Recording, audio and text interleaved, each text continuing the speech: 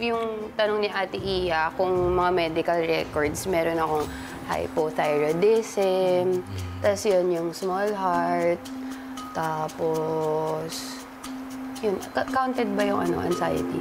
Yun. Yes, it's Yun. Pero yung pinaka-recent ko na visit sa hospital, yun, heart failure, yung nahimatay.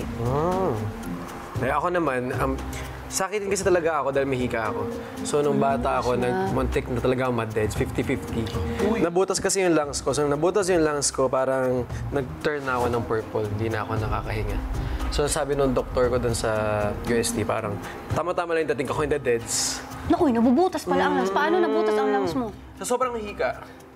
So, sobrang asthma kasi, di ba, parang nagkaklog yung airways mo kapag may hika ka, di ba? So, dati gulay ako talaga nun, tapos payatot growing up.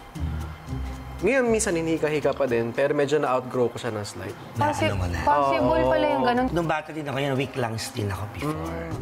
Tapos kaya nung high school, talagang pinush ng nanay ko kasi ang bili ng doctor. Ano nyo, exercise, parang ganyan. Kaya sinali ako sa CAT, ROTC, mga ganyan.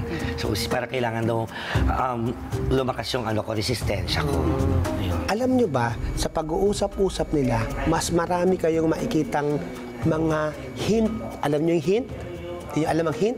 Yung mainit. Hint pala yun. Ang hint, yun yung